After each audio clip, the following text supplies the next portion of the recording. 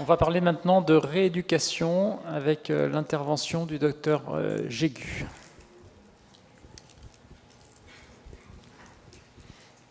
Bonjour à tous. Merci de m'avoir invité pour parler de la rééducation dans le syndrome du défilé thoraco-brachial. Donc c'est souvent, comme on l'a dit déjà tout à l'heure, la première indication, enfin c'est la première intention, c'est la rééducation, le traitement conservateur avant d'envisager une chirurgie, sauf quand il y a une chirurgie envisagée d'emblée dans le cas de lésions vasculaires ou de déficit neurologique progressif. Donc je ne vais pas reparler longtemps des différents niveaux de compression. Moi aussi je m'intéresserai particulièrement au défilé interscalénique, costoclaviculaire et le tunnel sous-petit pectoral. Donc pour l'historique, un petit rappel de l'historique. En fait, c'est Pitt en premier qui a proposé un protocole de rééducation en 1956. C'était un protocole assez standardisé qui était basé sur la correction justement des troubles morphodynamiques des patients avec une attitude plutôt en chute des épaules et enroulement antérieur. Ce protocole, il a été par la suite critiqué parce qu'en fait, il ne prenait pas en compte la douleur et le niveau d'atteinte des patients. Il était constitué d'exercices avec le kiné et puis avec une prise en charge ensuite à domicile avec auto-exercice. Donc par la suite, en fait, le protocole s'est un petit peu étoffé. L'objectif était d'équilibrer vraiment au niveau de la musculature cervico-scapulo-humérale et d'ouvrir en fait l'espace costoclaviculaire en étirant les muscles fermeurs, c'est-à-dire les scalènes et les trapèzes inférieurs, et puis en renforçant de manière intensive les muscles ouvreurs, donc les trapèzes supérieurs, les sternocleidomastoïdiens. Et à partir de là, on a pensé aussi à réharmoniser la ventilation, donc avoir une respiration plus physiologique, diaphragmatique. Ensuite, donc je vous explique un petit peu comment ça a évolué. On a aussi pris conscience qu'en fait, les muscles posturaux qui étaient souvent contractés, ils avaient une gestion automatique en fait. Donc de modifier volontairement la posture, ça avait un effet qui ne se maintenait pas dans le temps et donc qui n'était pas efficace avec des tensions, un inconfort et des douleurs. Donc l'objectif a été de restaurer un équilibre musculaire en relâchant de manière active les muscles et non en réalisant des étirements passifs. Également, le renforcement a été préconisé moins intensif au niveau de la ceinture scapulaire pour rehausser la ceinture scapulaire. Donc un exemple de technique, pour ceux qui ne connaissent pas, le contracté-relâché avec contraction de l'antagoniste, c'est-à-dire qu'en fait on va utiliser l'inhibition réciproque de l'antagoniste pour relâcher le muscle contracté et raccourci. Ensuite sont apparus les concepts de neurodynamique.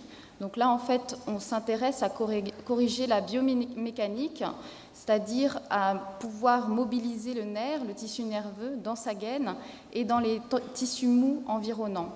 Donc on va mobiliser ces tissus nerveux par des mobilisations articulaires et également par des palpations et des mobilisations des tissus innervés. Donc on peut faire ce type de mobilisation dans le sens transversal et également dans le sens longitudinal par rapport au trajet du nerf ou des tissus nerveux.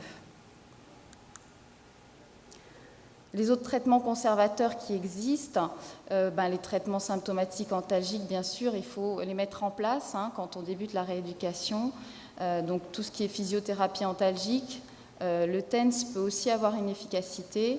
Les traitements médicamenteux, ça peut aller du palier 1, voire jusqu'au palier 3 et les anti-inflammatoires. Et puis également le traitement des douleurs neuropathiques, si nécessaire. L'appareillage peut aussi avoir un intérêt dans les formes modérées à sévères. Donc c'est tout ce qui est taping, strapping pour rehausser parfois au niveau de la ceinture scapulaire. Il y a d'autres aussi interventions non chirurgicales qui ont été essayées. L'injection du scalène antérieur dans les formes neurologiques. Alors, c'est des anesthésiques locaux qui ont été utilisés. Il y avait quand même une efficacité des symptômes chez des patients qui avaient des étiologies post-traumatiques, dans lesquelles on sait que les muscles sont parfois fibreux. Et donc, dans ces étiologies-là, on a un bon taux d'efficacité. Il y a eu une étude aussi de bonne qualité sur l'essai de la toxine botulinique en injection à ce niveau-là. Et par contre, il y a eu des résultats plutôt négatifs, sachant que quand même, les patients avaient déjà une évolution qui était assez longue, de 6 ans en moyenne. Donc ça, juste pour reprendre un petit peu là, toutes les évolutions de la rééducation, vous voyez bien que la rééducation, il y a beaucoup de techniques. Donc là, sur une revue de littérature qui date quand même d'il y a 10 ans, il n'y avait que 15 études qui avaient été retenues, aucun essai contrôlé randomisé, donc des études de qualité moyenne, avec tout de même dans toutes les études une efficacité du traitement conservateur physique qui était quand même très bon, avec en post-rééducation immédiat 76 à 100% de bons résultats, et dans 59 à 88% des cas, donc à moyen ou long terme, c'est entre 1 et 4 ans post-rééducation, des bons résultats. Donc les thérapies adjuvantes étaient également évoquées dans cette revue de littérature, et également les techniques antalgiques. Il y avait 3 études qui portaient sur la comparaison entre le traitement conservateur et le traitement chirurgical. Et dans ces études, les résultats étaient contradictoires. Ce qui a été retrouvé quand même, c'est que dans les étiologies post-traumatiques, l'indication du traitement chirurgical, le traitement chirurgical était plus efficace. Donc, tout ça pour vous dire tout de même que la rééducation, elle ne peut pas s'envisager de façon standardisée. Et donc, je suis obligée de reparler du bilan pour vous parler de la rééducation, parce que c'est une rééducation qui va dépendre du bilan clinique. Donc il va falloir rechercher à l'interrogatoire pas mal d'éléments. Déjà le mode de vie du patient, savoir ce qu'il fait comme travail, s'il a un travail physique ou sédentaire, ses loisirs sportifs, qu'est-ce qu'il fait comme sport, les antécédents traumatiques également.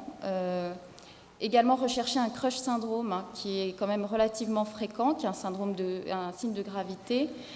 C'est-à-dire qu'en fait, quand ils ont une compression au niveau proximal nerveux, une grande proportion des patients ont également un syndrome du canal carpien associé ou un syndrome du canalaire du nerf radial, dans 15%, ou du nerf ulnaire dans 9%. Donc ça, il faut le rechercher, il faudra le prendre en charge également, le cas échéant. Il faut rechercher une pathologie de l'épaule aussi. Toute pathologie type tendinopathie, pathologie ostéo-articulaire, instabilité aussi. Donc il faudra rechercher également dans les antécédents, des antécédents au niveau de l'épaule. Au niveau du rachis cervical, également la névralgie cervico-brachiale. Donc ce sont des éléments à rechercher à l'interrogatoire et puis à l'examen clinique. Donc il y aura le bilan postural qui est important, bilan postural statique. On en a déjà parlé, mais c'est vrai que la tonicité musculaire va jouer un rôle important. On peut avoir une attitude globalement asthénique qui va être un élément favorisant. Des déséquilibres posturaux, vous voyez là une antépulsion de la tête ou une hyperlordose, ça peut être des choses qui peuvent être observées en réactionnel à une contracture des scalènes, par exemple. Également un examen postural au niveau des épaules, le fameux droopy syndrome, une antéposition antalgique aussi de l'épaule, et surtout aussi rechercher, ça de plus en plus, les études en parlent, une malposition de la scapula. Vous voyez là, selon le schéma de Watson, à gauche, vous avez une scapula qui est haute, une ceinture scapulaire haute avec une ouverture du défilé costo-claviculaire qui est bien ouvert, et en abaissant justement la scapula, on va fermer cet espace-là. L'examen dynamique est également très important au niveau de la respiration. En fait, normalement, on a une respiration abdominale qui fait intervenir le diaphragme à l'inspiration. Quand on a une inspiration thoracique, les scalènes vont intervenir, le petit pectoral aussi, et ce sont des muscles qui vont favoriser le défilé thoraco-brachial. L'examen neurologique, je vais passer rapidement vu qu'on en a parlé tout à l'heure et que ce n'est pas l'objet de mon topo. L'examen vasculaire également, il faudra rechercher en dynamique et à l'interrogatoire. Les manœuvres. Donc pour les facteurs pronostiques de la rééducation, il y a quand même des éléments de mauvais pronostic qui sont en lien avec la pathologie. Donc les séquelles, si c'est d'origine traumatique, les cas de Crush syndrome, quand l'atteinte initiale est sévère et quand on a attendu longtemps avant de débuter la rééducation. Donc il faut la débuter très très tôt. L'obésité, ça c'est les facteurs personnels par rapport aux patients, les facteurs psychosociaux et les facteurs psycho-émotionnels. Ce qui est de bon pronostic, c'est la compliance du patient aux auto-exercices. Le kiné va avoir le rôle de le rendre indépendant dans sa rééducation.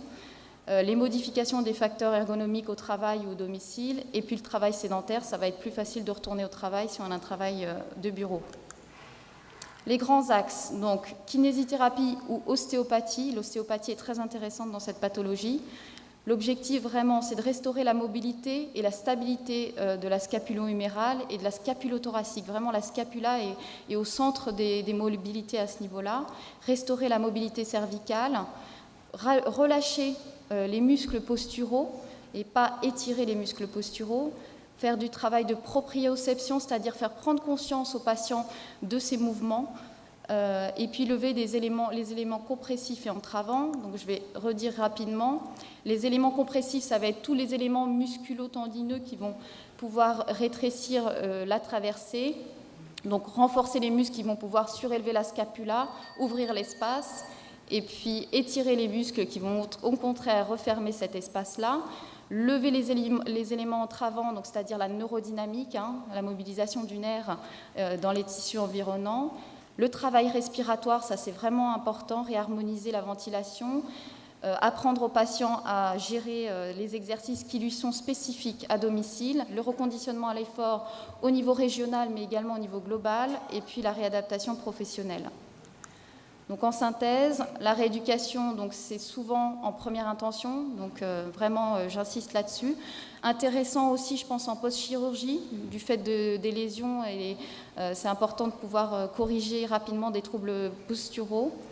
Après un bilan d'évaluation clinique précis, pas de prise en charge stéréotypée, mais il y a des grands principes communs, et pensez à rechercher à traiter les pathologies associées de l'épaule, du rachis, les doubles Crush syndrome. Et voilà, c'est tout.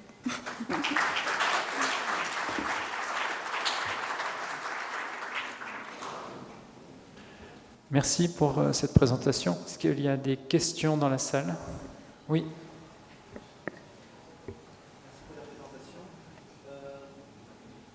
À La Réunion, comment tu en reçois beaucoup de rééducation pour les syndromes du défilé?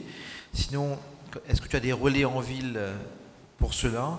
Souvent, on se retrouve, nous, un peu démunis par rapport à cela. Ça prend un peu de temps pour retrouver des correspondants qui savent vraiment prendre en charge ce type de patients. Et souvent, les kinésithérapeutes à qui on les appelle, on demande est-ce que vous êtes habitué à telle ou telle manœuvre. Ils nous disent qu'ils ne sont pas tout à fait familiers à cela. Est-ce tu as des éléments de réponse à nous donner, ou d'autres kinésithérapeutes qui sont dans la salle peuvent nous apporter des éléments de réponse? Alors, pour mon expérience pratique dans la prise en charge de cette pathologie, moi, j'en ai pas vu à La Réunion. Donc, voilà, il doit y en avoir, et justement, ça sera une de mes questions. J'en ai vu quand j'étais à Clermont-Ferrand, des cas complexes qui avaient été opérés ou en discussion, justement, d'intervention. Ensuite, en effet, c'est une rééducation quand même très spécifique.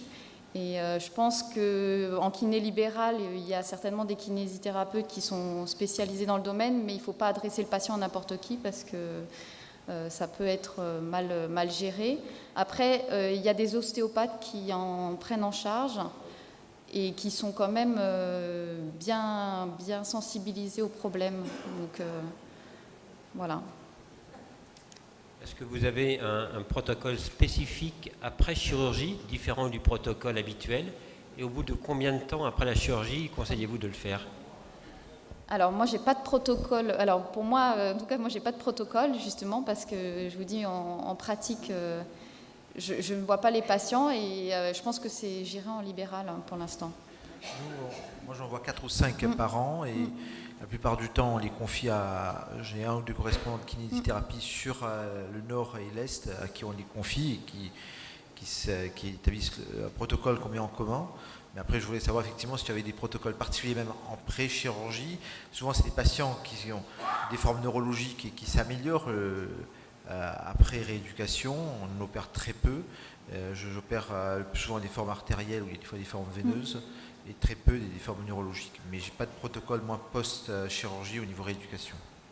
Mais je pense qu'en effet, en pré-chirurgie, il y a beaucoup de zones en fait qui peuvent être améliorées par une prise en charge physique. Donc en effet, c'est des zones de compression qu'on peut lever sans forcément intervenir. Donc je ne sais pas s'il y a un protocole bien codifié, mais en tout cas, il y a une prise en charge, il y a des grands axes. Alors, il y a un protocole qu'on utilise beaucoup en métropole, c'est le protocole de Serge Couzan, dont j'ai parlé hier, qui est à l'origine des fameux bas de compression pour le sportif. Ça s'appelle la rééducation des syndromes plexiques et vasculaires des membres supérieurs, qui consiste, c'est une rééducation qui se fait pendant 3 mois, pendant 15 jours à 3 semaines avec un kinési, et après c'est de l'auto-réalisation. Et c'est des gens qui n'ont pas thrombosé, qui n'ont pas de lésions artérielles, mais qui ont une symptomatologie en rapport. Et généralement, ça marche très bien, on les revoit au bout de 3 mois. Alors, ça ne marche pas dans tous les cas, mais globalement, ça marche bien. Et le protocole est facile à apprendre pour les patients. Bon, le but, c'est de remonter les moignons de l'épaule. Mais en effet, ce que j'ai trouvé, c'est qu'il y avait beaucoup de protocoles et beaucoup d'écoles, et que finalement, il n'y avait pas de consensus, mais que voilà, c'est beaucoup de techniques qui sont un peu adaptées au bilan clinique. Une question rapide, une réponse rapide. Est-ce que vous considérez que l'existence d'une côte surnuméraire est une contre-indication dans la rééducation ? Ben, moi, j'ai dit au départ, pour moi, les 2 contre-indications, c'est en cas de lésion vasculaire et de déficit neurologique progressif. Et pas la côte surnuméraire, Bah, ce qui est retenu habituellement comme une contre-indication de rééducation. Ouais. Très bien, merci.